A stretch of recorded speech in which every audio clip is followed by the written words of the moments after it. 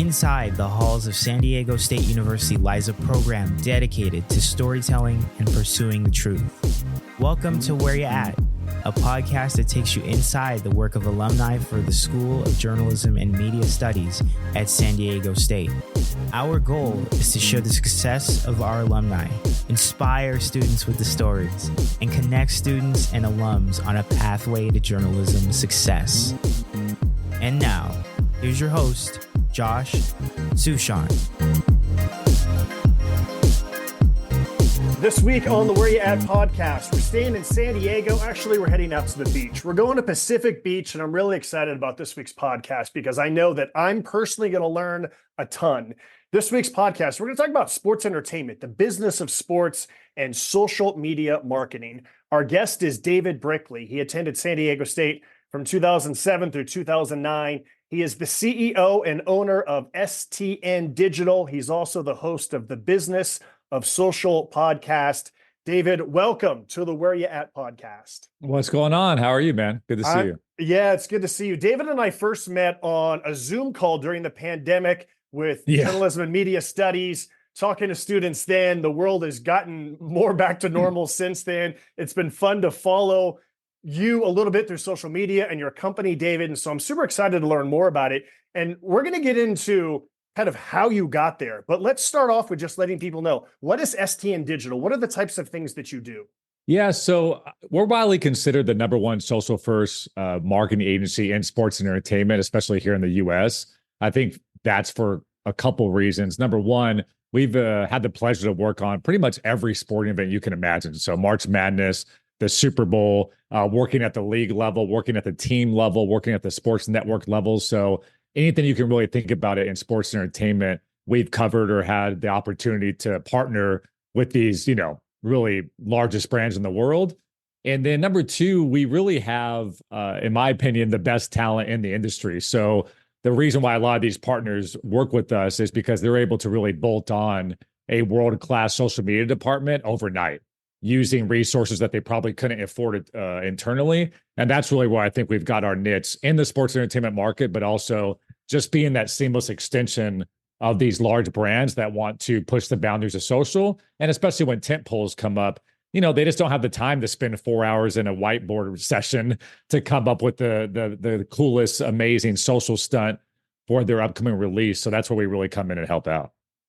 I feel like whenever you think about people who are entrepreneurs, they didn't just wake up at age 30 something and become an entrepreneur. Most of them usually did something early stages of their life that sort of laid the groundwork, whether they realized it or not. What was the case for you, your earliest forms of entrepreneurship? Yeah, it's funny you asked this because I never really thought of myself as an entrepreneur until this opportunity kind of hit me in the face. However, if I go back and look at myself in high school, I would buy throwback jerseys at the local swap meet and throw them on eBay and try to double down on those opportunities. I would burn mixed CDs for my friends and sell them for $5. And so going back and looking at it, I was always doing kind of a side hustle or trying to create my own destiny in a way. But, the way STN came about is really, I wanted to be a sports broadcaster, and I know we'll probably get into this, but that was my original goal, not so much to own a business or to own an agency. And a lot of amazing things happened that kind of pushed me towards that direction. So although I didn't, wake up as a purebred entrepreneur that wants to own his company since 5 years old, definitely as I look back, there were some entrepreneurial tendencies for sure. All right, let's talk about that original goal. Yeah. Sports broadcasting. Tell us when it came about and when the things that you started to do to go down that path. Yeah. So like a lot of, young men, I wanted to be a professional athlete. So my original goal was to make the NBA, as I'm averaging 5 points and 5 assists in my senior year of high school. I'm realizing I'm not an All-American. I got to go to a different direction. So what was funny in high school, though, a lot of my friends would play NBA 2K or NBA Live back in the day.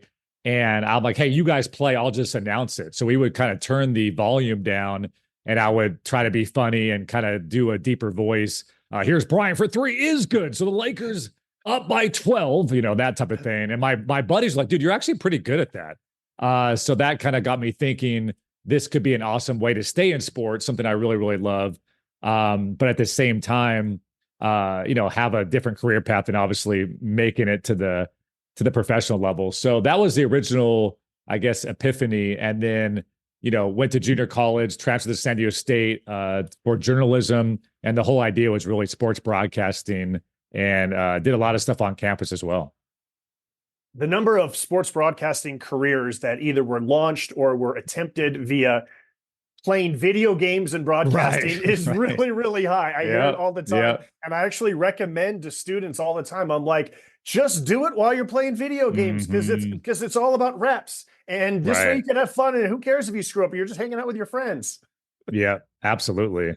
So going to San Diego State, a couple things that I actually worked with the athletic department. And back then, Mike May was the head of PR and all that. So 2007 right away, worked on KCR Sports Radio, launched that department with a friend, and then went straight to the athletic department. Like, what are sports that you guys need help on? Back then it was women's volleyball, it was softball, a little bit of baseball, but we were able to do play-by-play over a Windows Media Player stream, and we were able to have a lot of parents across the nation be able to tune in to see their kids, because we were able to do that for free and kind of get the reps, like you mentioned. I remember doing some stuff for UCSD baseball as well. Got paid $50 for a play-by-play, but I had to learn all the players like in 24 hours, and it was always difficult, but it was so fun, man. Just getting the opportunity, like you said, to get those reps. That wasn't really afforded to you maybe in the curriculum on campus.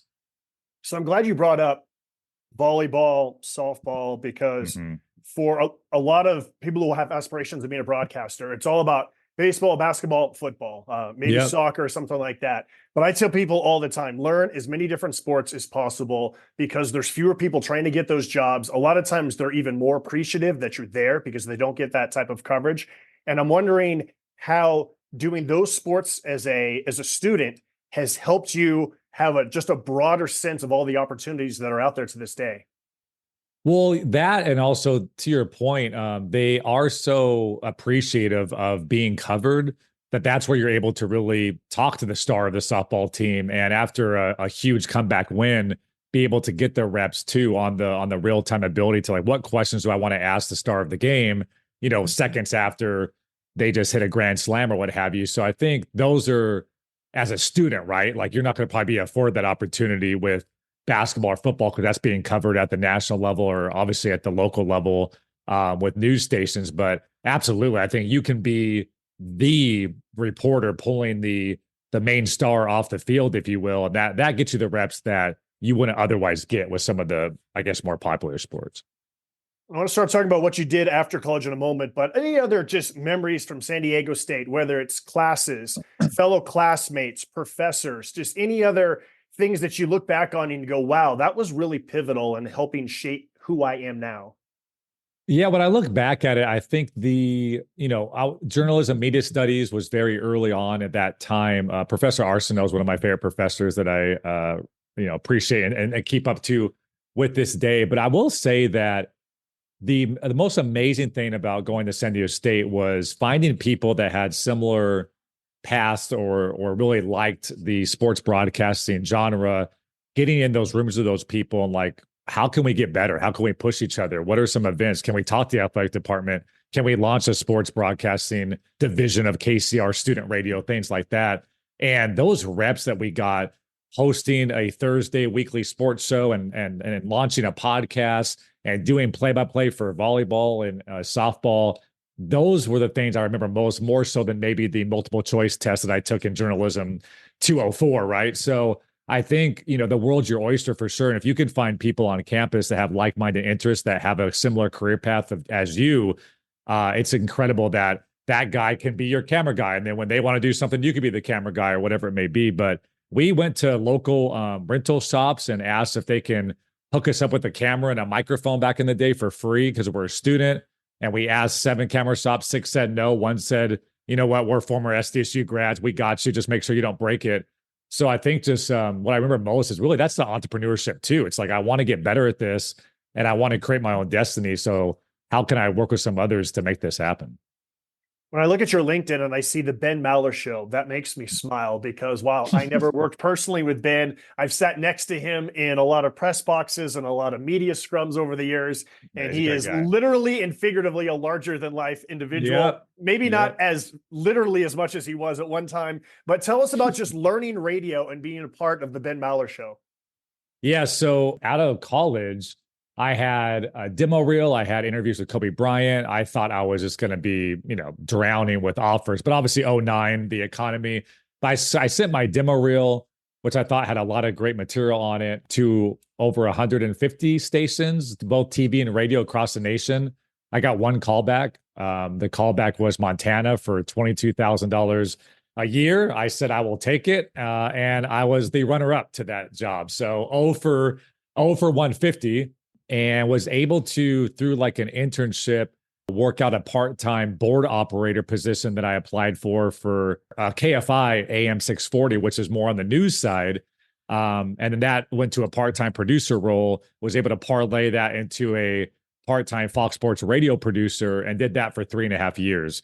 So yeah, Ben Maller, as you know, is overnight. So I got into the office at 8 p.m. and was there till 4 a.m, but just had so much fun because even though it was crazy hours and it was on the weekends and things like that, it was just, I was living the dream because I'm talking sports and I'm prepping stories for, the Lakers or whatever it may be, whatever the topic of the day was. So learned so much there. And it was just really, really fun getting out of college, being able to get right into Los Angeles as the main media market and then work nationally on radio. So one more question about that, because I think the interesting part for me when I've done radio is my brain is still just wired. You're a journalist, it's objectivity, and I'm trying to think that I'm like Dan Rather or something. But when it comes to radio, especially sports talk radio, you need to have your facts right.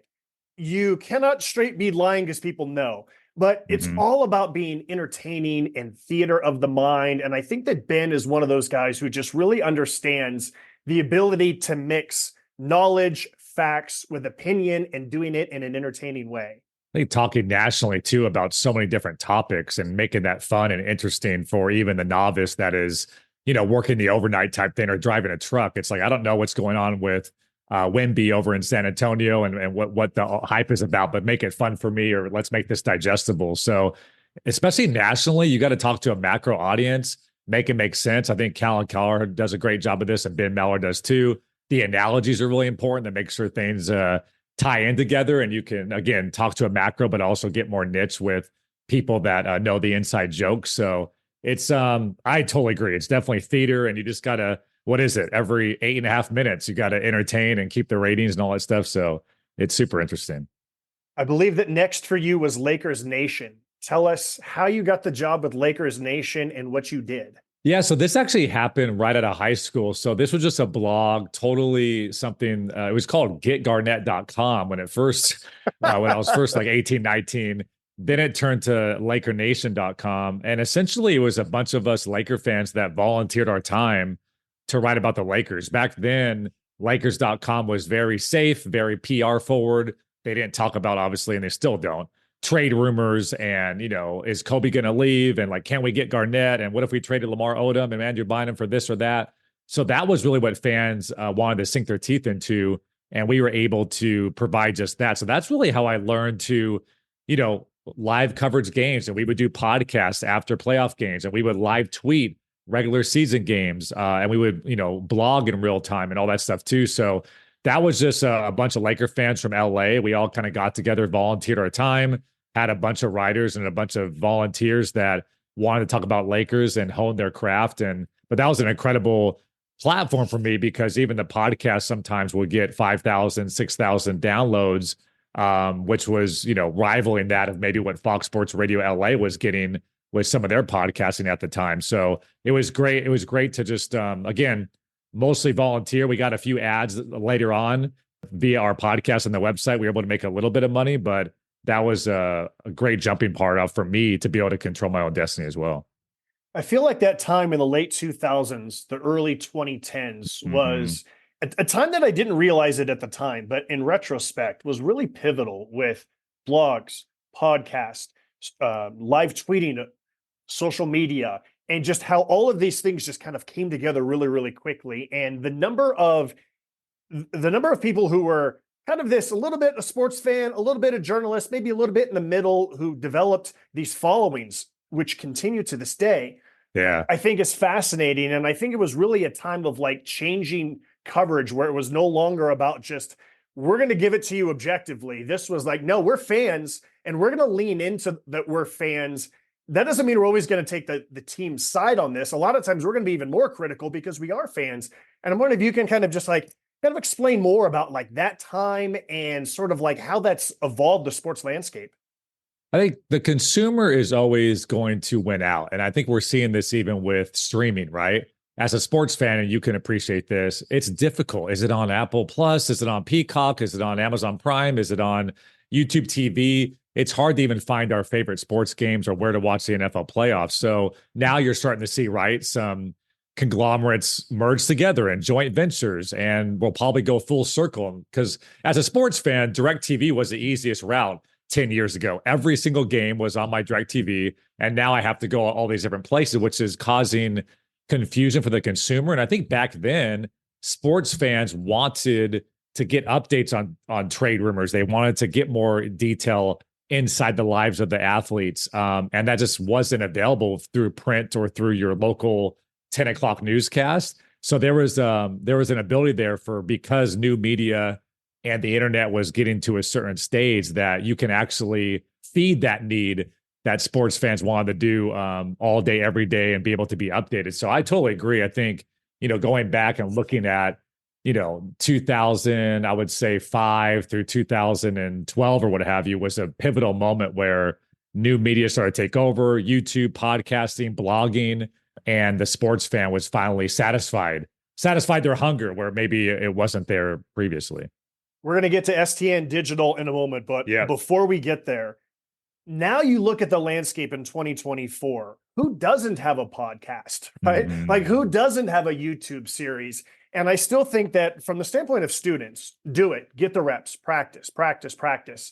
But I feel like it's so much harder to cut through the noise now, David, when it comes to getting established. And so based on your experiences with what you have done and what you know about the market now, what is your advice in terms of whether it's just the next thing or how to cut through the avalanche of information that is out there now? Yeah, I find that the mistake some people make is, hey, I'm just going to launch a podcast. And to your point, it's such a saturated market.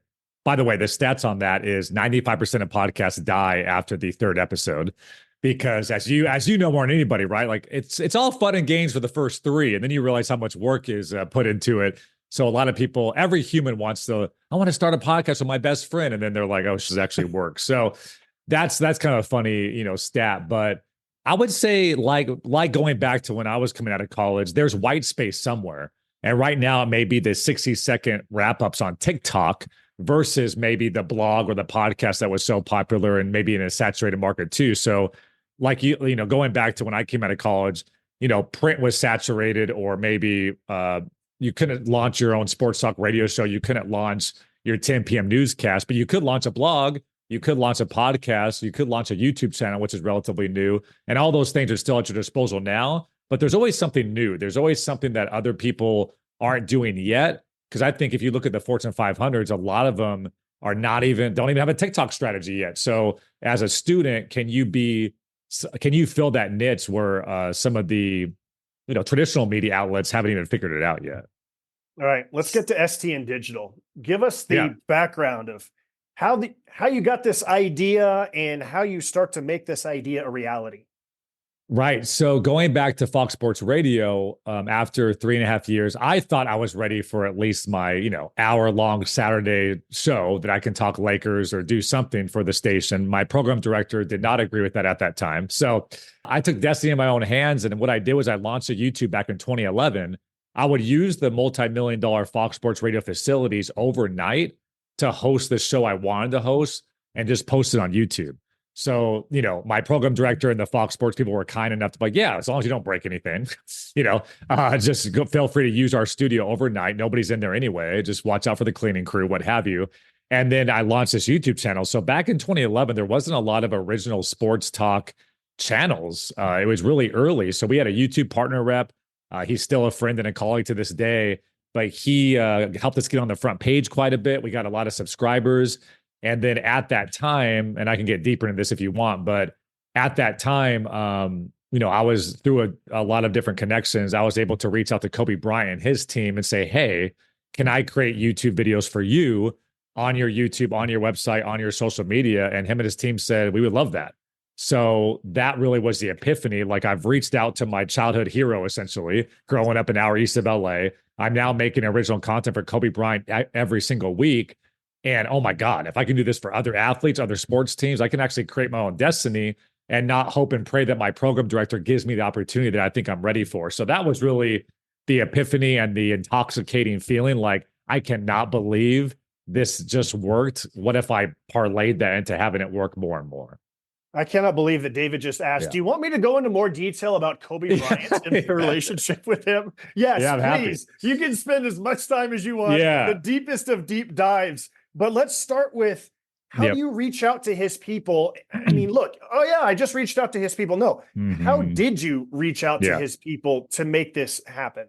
So this is what's good about, I think, karma too, right? You volunteer time, blood, sweat, and tears into a Laker Nation volunteer effort. You become kind of like a staple in the community as a Laker fan expert, if you will. So we actually got reached out to by Matt Barnes' publicist, who was on the Lakers at the time, to cover his golf charity event. So I was broke as a joke. I rented a camera. I, got some gas money, went out to Malibu, covered the event, interviewed Matt, interviewed Ron Artest at the time. And, just did it kind of to do a favor for that publicist. She then asked me, can you go cover Matt's twins are in school and they just made the honor roll and no press is coming. Can you do me a huge favor and interview the kids so I look good? And then I'll give you Matt for 10 minutes of a one-on-one interview. So I'm like, again, broke as a joke. Can I afford gas money to get out to Malibu? You know what? Let me do it. I can put it on LakerNation.com. This will, again, reps, right? I can build my resume, it can build my demo reel. And then a year goes by. So nothing really comes of that. And then I go to a boxing workout class and I run into that same publicist and I say, oh my God, how you been? How's Matt doing? Oh, Matt's doing great. Oh, by the way, I'm now Kobe Bryant's publicist. So I said, oh my goodness, I actually have a lot of ideas. Would you be open to hearing some of them? Like, email me tomorrow. And I emailed the idea, which was the Kobe Minute, which was a 60-second video weekly to talk about his on the court and off the court successes. Because if Kobe tweets or talks about his charity or the stuff he's doing off the court, it looks kind of pompous and egotistical. But if you have more of a news face updating the fans on all those things, it felt more genuine. So they said, oh my God, we need more social content. This is a perfect way to do it. And those videos were getting 300, 400,000 views, as you can imagine, because Kobe was tweeting it, put it on his Facebook, embedding on his website. So I like to say kind of all that blood, sweat, and tears and all that karma of doing favors and doing good things led to that opportunity. What would be your advice when it comes to, you're working with someone like Kobe Bryant? You mentioned this is one of your childhood heroes, and it's natural to be starstruck. It would be weird if you were not starstruck. How long did it take for you to get over that starstruck so that you can still do the job? And what would be your advice to other students in particular about how to get over being starstruck? Kobe has such an interesting connection to me in my whole come up, because my first ever celebrity interview was Kobe Bryant as well. When I was at San Diego State, I covered a Maloof Money Cup, a skateboarding event in Orange County. Again, not a skateboarding fan, but can I get reps? Can I interview these skateboarders? Can I add this? Can I interview Joe Maloof and the owners of the Sacramento Kings at the time and build this for my demo reel? So Kobe shows up to this skateboarding event with his wife, Vanessa. And I'm like, I gotta at least ask him, like, shoot my shot here. So I went up to him and said, hey, can I get a quick interview? He said, let's do it, kid. And I interview him. And what's funny is my friends at the time, like, how did you not freak out? How did you not get starstruck? Because I did all those reps with the KCR radio, with the softball players, all those different reps. I just went into David Brickley reporter mode. Hey, sitting here with Kobe Bryant. So Kobe, just coming off the 2009 championship, how are you feeling? How is it? Whatever I said at the time. But I just went into that mode because I had hundreds and hundreds and hundreds of reps interviewing other people on the spot. And I think that's the takeaway for anybody listening. Like, regardless if you're interviewing your mom, your friend, your roommate, or obviously, maybe a sports star on campus, all those are just reps. So when you do get that moment, you just kind of fall back into a character, which is the professional journalist that can just get this done. Okay, so once you have fallen into this character, this professional Yeah. journalist character, okay, so Yeah. now you're feeling good. Now you're working with Kobe. Explain just Yeah. the dynamic of how you guys would work together, how you guys would collaborate, what he liked, what you recommended to him in order to create the best content. Yeah. So what I would do is I would create these videos weekly. I would send it over to the publicist, and Kobe would actually approve it over text message. So I would also give copy suggestions in his voice, kind of try to be his ghostwriter. He would often maybe change a couple of words or what have you, but it was pretty easy. It was a 60-second video. It was pro Kobe, obviously, about he just scored 40. Oh, by the way, he just donated to this charity as well. And this has been your Kobe minute. So I think it was pretty easy to get that stuff approved. The way I worked it out too, honestly, is like, hey, I'll do it for free as long as I can monetize on my YouTube channel. So the videos, and you could still see them to this day, they were on the STN TV YouTube channel. And I would monetize those because back then the 400,000 views would get me about $800 to $1,000 a video. So that allowed me to quit my part-time job at Yard House, bussing tables, because I was still working part-time at Fox Sports, because that money actually helped me pay my rent and things like that. So that was a little bit of entrepreneurial angle as well. It's like, you don't have to pay me $5,000 a month to make you videos, but you're going to get amazing content, high quality for free. Just let me monetize. And that was the relationship. So it worked out amazing. What does STN stand for, by the way? Yeah. So back then when we had the YouTube channel that I launched in 2011, it was Sports Talk Network TV. Because we launched the agency with the same STN acronym, so many people called us STN. We didn't want to lose that because it started to be known in the industry. So now we've kind of switched it. Now that we're 11 years in the game now, we call it second to none. So I really believe in sports and entertainment. There's nobody that understands a sports and entertainment fan better than we do. That would be kind of pompous to say year one, working out of my second bedroom in my apartment. But I think now we're safe to say that. So there you go. When did you, okay, so you did this work with Matt Barnes, you did this work with Kobe. Mhm. When do you start to evolve and go into multiple different directions where you start to see the groundwork of what the company is now? Yeah, so we started the company April 2013. I started originally with two business partners, and we had Kobe as that credibility, right? So we immediately, and to answer your question about how's it work granularly, we got an Excel sheet and we put all 32 NFL teams on it, and we found contacts and emails and just went down the list.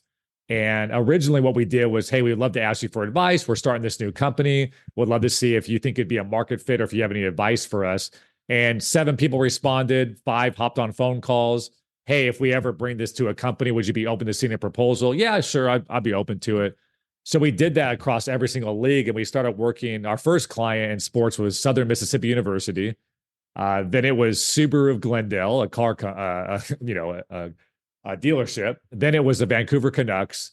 Then it was the Minnesota Vikings. And I think once we got the credibility of the Canucks and the Vikings, once you get into the NFL, oh, you work at the Vikings? Okay, you're legit. So I think the Kobe Bryant, that was the credibility to know like this guy and this company's legit. And then as we started to get these deals across different leagues, once you get one NFL team, when you have a call at the Patriots, well, if the Vikings trust them, I can trust them. So that was a huge part of our success, was getting those large logos early and having that be the credibility we needed to continue those conversations. Describe for us, okay, so you have like the Kobe Bryant minute. Now that's a lot of social media things. Describe sort of like the evolution of the different content and what you did for different clients, or how you position yourself. This is what we can do for you based on what your needs are.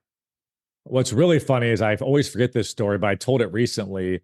The first couple months, we started in April, the official LLC. But prior to that, we were already starting to think about launching this company. You'll know this story because obviously Dunk City, Florida Gulf Coast University, they beat us in the Sweet 16. But that whole Dunk City mantra was really national Cinderella story. We reached out to Florida Gulf Coast University and say, hey, we're this new company. We would love to help you on social media during this amazing historic run. They literally gave us the passwords to all their social.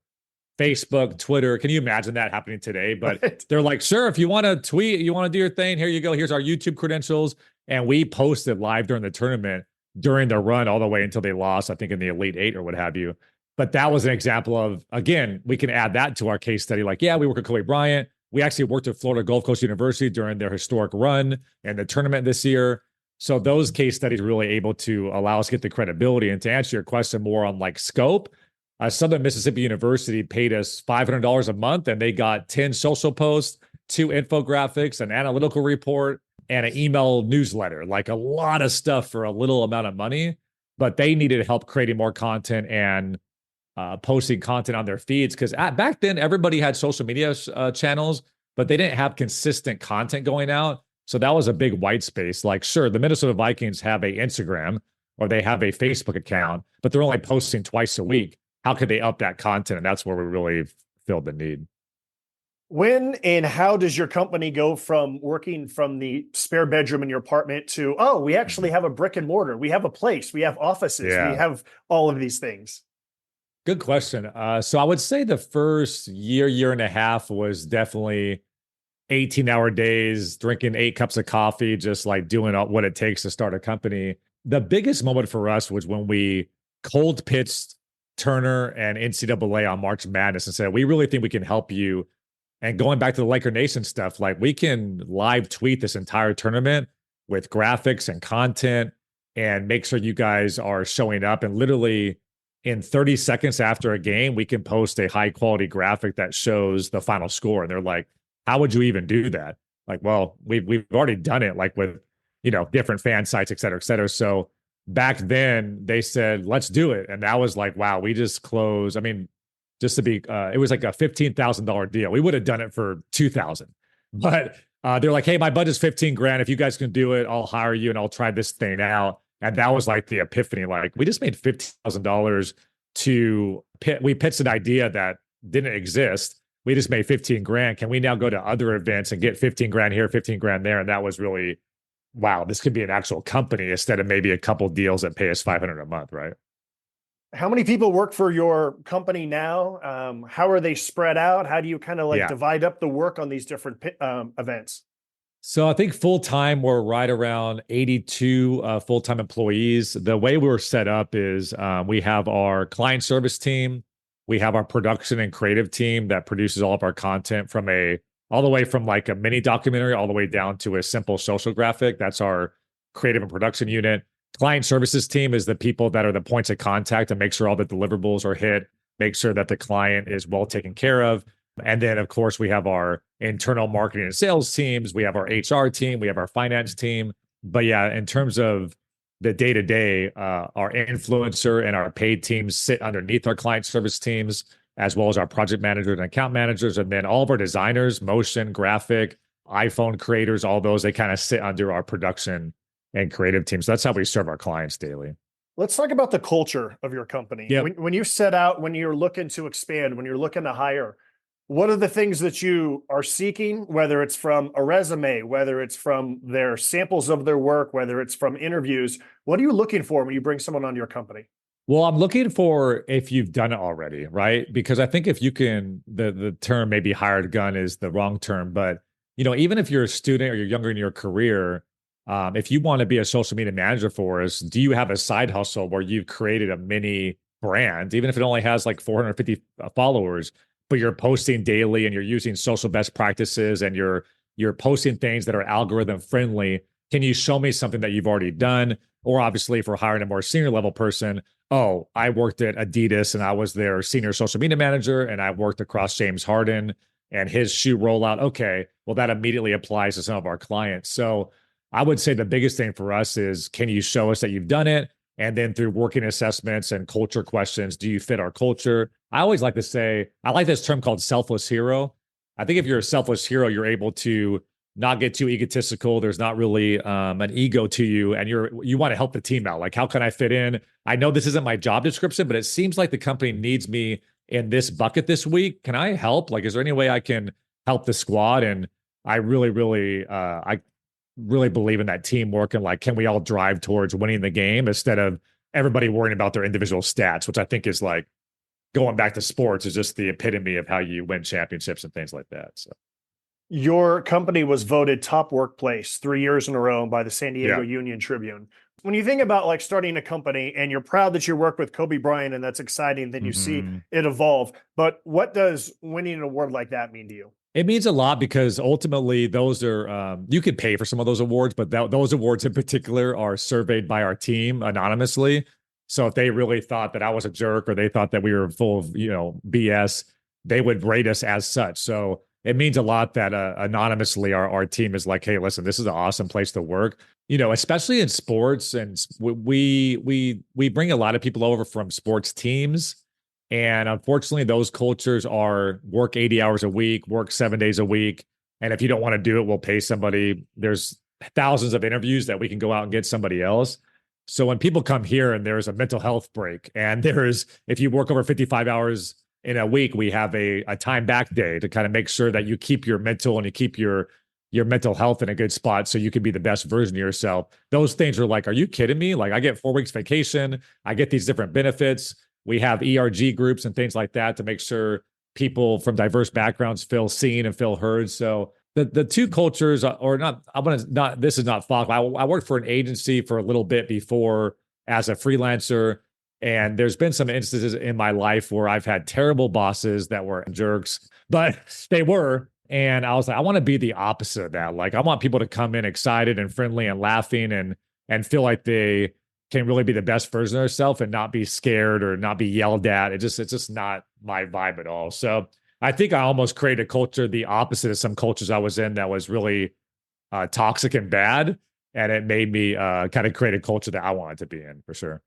I don't know if this is a stretch as a segue, but I noticed what you guys have done recently with this year's March Madness, and that was the gambling focus about the number of student athletes who get approached by people who have some money in this game and the mental health that it's taking on them and the problems with sports gambling. Speak a little bit more about what your company did to come up with ideas of how we can spread the word about what's happening with sports gambling right now, especially with the athletes.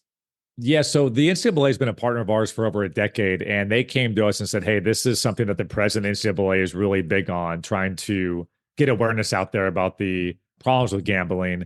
And also, I think what happens at that level, right, is like if you're a backup player on a basketball team or even baseball, and you have a roommate that could be on Prize Picks or what have you, and you could make a quick $500 and you're a college kid and you're kind of broke and you don't have NIL deals, I think you start to question those things. And that's what they want to make sure that people aren't taking those risks and affecting the team, but also, being in a situation where they get banned or they get expelled or whatever it may be. So the problem is, like, with that type of content, Josh, like from a PSA standpoint, that could be very like, shut up. Like, this is lame. This is coming from an institution that just like is telling us, no, be careful.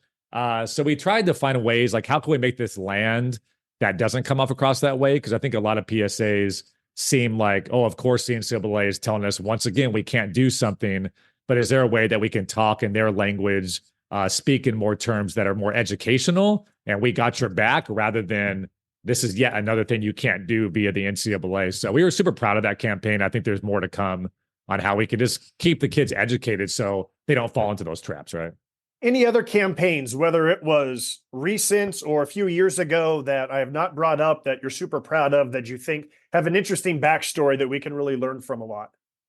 Well, we were the marketing agency of record for Snapdragon, which sits behind you in your virtual background. So that was amazing, working with JD Wicker and the entire team cross campus as well with President De La Torre and things like that. That was just great, just being an SDSU alum. And I like to say, like, my parents paid for an SDSU education. And then 10 years later, SDSU paid me much more than my, education costs to be the expert, to lead them through that vision from a marketing standpoint. So that was like a kind of a pinch yourself moment. Had a lot of Aztec grads here on our staff. So we were able to work on that. And literally what we like to say is, like, how do you make a piece of dirt exciting? And so for so long, right, it was dirt. It was maybe some foundational elements, concrete, a couple posts. But how do you tell that story where you celebrate what happened at Qualcomm and SDCC, but you start a new era with Snapdragon and get the entire community excited? We started off, I think, with a focus group, and only 21% of the region even knew a stadium was coming. And by the end of it, 99% of the region was excited and knew exactly what was coming. So that was a really awesome event. And kudos to JD as well. I mean, he wanted to go national and put SDSU on the map. So at the national championship, it was Georgia, Bama, and Indy. And we had SDSU billboards on the freeway. We had SDSU, marketing elements in the airport as you arrive. So people are walking in like, this is Georgia, Bama, and I have all this San Diego State stuff hitting me in the face. But that was a great stunt where it's like, oh, don't get it twisted. I know you're here for Bama and Georgia, but San Diego State is somewhere you need to focus on. And oh, by the way, we ended up going to the national championship in basketball shortly thereafter. So, I mean, SDSU has never been more primed to be on the national map than it is right now. I just love the idea of taking a big swing like that, and seeing what comes from it. Whether that's you and your company, whether that's JD and San Diego State, just the idea of let's take big swings, so what if you miss, let's take big swings in life. 100%. I think so many people are afraid to do that. Like, what is the actual ROI or something like that? Can you actually prove it the next day? But, you start stacking enough of that stuff up and all of a sudden, just the anecdotal evidence is like, yeah, I hear didn't San Diego State like build an arena recently? Like, I think they're crushing out there out west. Like, that's so important for brand awareness and credibility. And you saw what happened with the after the national championship appearance too, what it did to just San Diego State applicants, right? Just like historic applicants. And I think the number was about the national championship got about $450 million in equivalent ad revenue and awareness.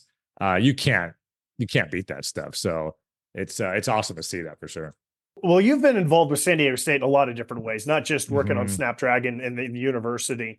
Give us some more insights into just staying connected, speaking, mentorships, different things that you do to give back to the university. Yeah. So I remember when I was a student, what inspired me the most was seeing somebody that came and graduated from San Diego State that made it out in the market and can come back and say, here's what I did. That was always so inspiring. I think that goes for a lot of people in different backgrounds. If you could see somebody that was in your seat and see someone where you want to go to. I remember when I was in school, I wanted to have a mentor. And at the time, Spiro Ditas, who I'm sure you know, he's an announcer for CBS, NFL on CBS, but he was the former radio play-by-play guy for the Lakers. He was 26 years old at the time when I was in college. And I'm like, how the heck did this dude get the play-by-play gig at 26 for the LA Lakers? And he was a Greek as well. I'm part Greek. So I reached out to him like, hey, I'm a fellow Greek. You're exactly in the seat I want to be in one day. Can you mentor me? And he did. And that was so amazing to get that insight and get that advice. And he was the one that pushed me like, hey, man, work for free. Hey, man, like try to see if Fox Sports will let you like do a show at night and use their facility. Like he was really big on, I promise you, if you can get these reps, it's going to pay off long-term and be patient with this process. So that's one thing. And then, I come back to campus a lot to speak to students to hopefully inspire that. And what's really cool is, there's been students that I talked to that I ended up hiring as well a couple of years down the road. And there's one of our supervisors who's crushing it right now. She always reminds me that I came and spoke to her class like 5 years ago, and she kind of fell in love with the company, applied, and the rest is history. And she's been promoted 3 or 4 times now. So that's pretty cool to kind of give back to State, because obviously without them, I wouldn't be where I am as well. Your story just reminded me of something that I'd forgotten about, which was when I was in school in the 90s. And I'm at the Daily Aztec, and the sports editor is probably Eric Winter at the time. He reached out to Buster Olney to have Buster come to speak to our staff. Now, at the time, Buster Olney was the number 2. He was the backup Padres beat writer. And so we felt like, well, that's the only person that we could probably get to come speak to our class. Padres number 2 writer. Like, I don't know if Nick Canepa's going to come talk to us, or if Ed Graney will, or if Tom Krasovic will, but we can probably get Buster Olney to come out here and talk to us. And he was great. He spoke to our entire sports staff. And then afterwards they were like, hey, Buster, you need to talk to this guy, Josh, because he's the beat writer for San Diego State baseball. And so I got to talk to Buster, and I just remember like just how much that helped me and just kind of gave me just like this vision. And then as I started to work more in baseball, I would see Buster and I would talk to him. And even it's just, hey, there's a friendly face in this press box who is now, he was at the Baltimore Sun, then he was at the New York Times, and now then he's at ESPN. He's been ESPN forever. And so it's just like, oh, okay, there's a friendly face that I know, and this person helped him inspire me. And so I always tell students, look for those opportunities to meet people, but then also pay it forward. Do that for somebody else as soon as you can as well. Number one piece of advice I always give is I think so many humans have self-limiting beliefs. Like Kobe Bryant probably gets 10,000 emails a day asking to create content for him. I'm not going to email him. Like, okay, So with that attitude, yeah, you're not going to be able to get that opportunity. But I'm amazed how often people don't shoot their shot essentially because they make this story up in their head, like Buster Olney would never come, or like, or whatever it may be. And like, even someone like me as a CEO, you think that I would be getting countless emails, one a day, where someone's like, can I pick your brain? Can I get your advice? Can I get your thoughts? It doesn't happen. I think everybody assumes I'm too busy. I don't want to bug them, what have you. So even at the celebrity level, even at the NFL level, whatever it may be, I'm not going to, there's no way I can ever work with the Lakers. There's no way I can ever work with, but we had the audacity to be like, let's ask. And if we go 0 for 32, who cares? And I think and I think that comes from my parents. Like, they did a good job of brainwashing me. Like, you can do whatever you put your mind to type thing, which, kudos to them. But I just never had those like, oh, I'm sure that they get blown up and I don't want to,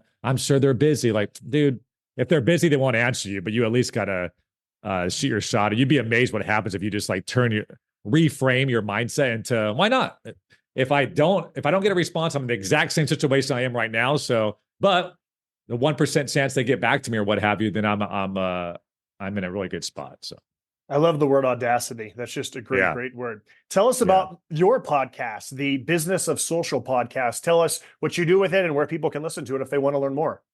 Yeah, we talked earlier about Ben Maller and radio. There's something so intimate, I think, to you're working out and you put a podcast on and they're inside your head, the voices, and it feels like you're a fly in the wall, like listening to a conversation. I've always loved that part of it. So I've been podcasting since 05, essentially, like on and off, whether it was Lakers or Southern California sports or San Diego State or an entrepreneur podcast. But this one in particular talks to the C-suite across sports and entertainment brands to get advice, insights, best practices about the industry. And I learn something every single show. So it's kind of like it's something for me where I can really be able to pull and learn from. But also what I hear from a lot of my clients and a lot of my colleagues, like, hey, that show is so helpful because it was so cool how the VP of social over at Paramount said this, and that, and I'm able to apply that at my brand or my company as well. So it's super fun. I'm like a constant learner. And to your earlier point about reaching out to a Buster Olney, that never stops, right? Now I'm reaching out to agency owners that have $100 million in revenue and like, how'd you do it? And like, how'd you stay profitable? And what were the biggest parts of scaling that you had to overcome? I'm asking those questions just like you did as a student. How did you become the beat writer for the Padres? So I just love learning, growing, networking, talking like this, and putting it out on a platform where it gives value to the community too. It makes me feel good as well. Along those lines, let me go back to something that you said earlier that I wrote down. A YouTube partner rep. What is a YouTube partner rep? How do you find one? And how does a YouTube partner rep help you? Yeah, so back then, because we were one of the only sports original content creators, YouTube, I don't know if they reached out or we reached out to them, but they said, hey, if you ever have any issues with monetization, you have any issues with YouTube, or you want to learn best practices. So we got invited to a few YouTube seminars, and we had that guy we can go to that would partner with us. So I think now you have to have a certain amount of subscribers to even ask YouTube to have a point of contact that you can reach out to on a first name basis. A lot's changed since 2011. But I do think, again, even the audacity to ask that, like, hey, I'm a newer YouTuber. I just crossed 1,000 subscribers. I would love to learn best practices. Do you guys have any materials, any free webinars, anything I can do to be a better YouTuber and learn the algorithm better? I think you'd be surprised that potentially either within the YouTube community and other YouTubers that maybe are at 100,000 subscribers can help you make a connection, or reaching out to YouTube directly and kind of seeing where all that is. When it comes to algorithms, I feel like we just live in a world in which the algorithms just control our lives, where we're always trying to figure out what's algorithm friendly and the algorithm. It changes every 3 months, man. Yeah, that's my question is how do you and your staff understand, learn, figure out how it's changing and how you need to tweak what you do because of those changes? Well, that's why I think we're so popular in terms of being partners with these large brands is you have to be a practitioner. You have to be inside the platform almost every day to say, oh, they just released a new feature. Oh, interesting. So videos under 45 seconds now seem to be getting more push than they did before. Or like, oh, the For You page is really pushing this type of content. What if we tried this and A/B tested that? It's just a constant, we call it like a science, right? Because you're constantly, and no different than if you look at other mediums back in the day, like television, NBC was trying to move different shows around to try to affect the Nielsen ratings and what's our lead in and what should be the first scene and what should be the cliffhanger and all those things were just a science to try to keep ratings high and to get more advertisers. And there's no different with social. You have to be inside these platforms, be a practitioner of your craft, so you know when these features and these different algorithms are slightly shifting, so you can jump on them early. But yeah, I think the answer is that you can't just go to one source or follow a newsletter. You have to really make sure you have people on your team, even me myself. I posted an Instagram reel this morning while I was like in bed. Just like learning what's working, what's not, and trying things out so you really can speak to it when a campaign comes up. All right, we're going to start to wrap things up here momentarily, but anything else that I should have asked you that I forgot to ask you that you think is interesting to this whole conversation about just what you've learned, what your company does in order to help guide all of us as we learn more? The biggest thing we really touched on is the audacity to ask. I think, wherever you want to be, I would really pull up a Google spreadsheet and name everybody that's in the seat you want to be in. That goes for someone like me currently in my career. But if you're a student and you want to be a sports radio talk show host, literally type out the top 100 or search for it on Google or use ChatGPT to help. But ultimately, go down the list, find contact, and reach out to every single one of them. And you may not get Colin Coward, you may not get Dan Patrick, but maybe Ben Maller's down for a 30-minute call. Or maybe as you go down the list, some more Ben Higgins at ABC 10, good dude, sports director here in San Diego. He was actually somebody to shout him out. While I was in college, he took a look at my demo reel. He provided feedback, just out of the kindness of his own heart. So I think guys like you and I know that people did that for us when we were coming up. So we're more than happy to do it for kids coming up as well. But again, I just think don't just reach out to one person and get defeated. Literally write out a list of 100 people, reach out to all of them. And I guarantee you, if you list out 100 sports talk radio show hosts across the country and you email or DM all of them, I promise you at least one is going to hop on a 30-minute call with you. I just guarantee it. So it's really about the work and the patience to make that happen. We like to finish off this podcast by bragging about other San Diego State alums who are making us proud. You've already mentioned that you have quite a few who work for your company. Yeah. You can mention as many as you want who work for you or others that you know. So the floor is yours. Oh, interesting. So some of the students that I mentioned that I spoke to and they ended up working here, Gabby Schwartz also worked inside the athletic department with Steve Snall back in the day. So it's kind of interesting that she ended up being one of the account managers a little bit during the Snapdragon run. Sammy Mendoza is one of our senior directors of client services, San Diego State alum that is here. I feel bad because I'm missing. William Riggins is our senior director of creative. He did a lot of the creative at Snapdragon. He's a San Diego State alum. Robert on our team too is our art director. He was so there's a lot of San Diego State alums here at STN. So I'll give them the shine more so than maybe the famous alums that are out there in the industry. I'm going to add two more to the list since we spent a lot of time talking about radio as an early background for David.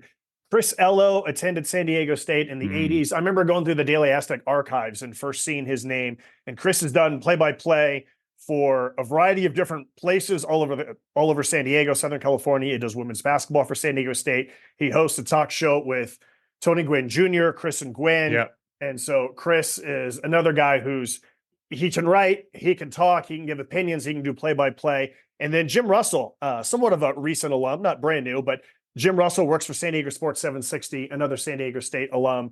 Annie Halbrin, Marty Caswell. There's quite a few San Diego State alums who have worked or currently are working across San Diego State sports radio.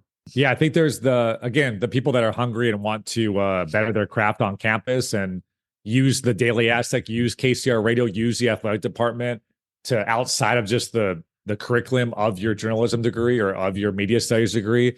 Those people seem to be the ones that make a big difference once they get out of school. All right, David, this was super informative. I learned a lot. I was taking notes constantly and just really enjoyed the conversation, learning more about you and your company. Thank you so much for your time. Thanks for the opportunity, man. Go Aztecs. That was David Brickley. My name is Josh Suchon. I'm the host of Where You At? Thank you for listening. We'll talk to you again next week. Thanks for listening to the Where You At podcast. This is Devin Watley from the class of 2021. Thanks to Martine Marine for creating the music you're hearing right now, and Alex Piscatelli for her work on the podcast name and artwork on social media.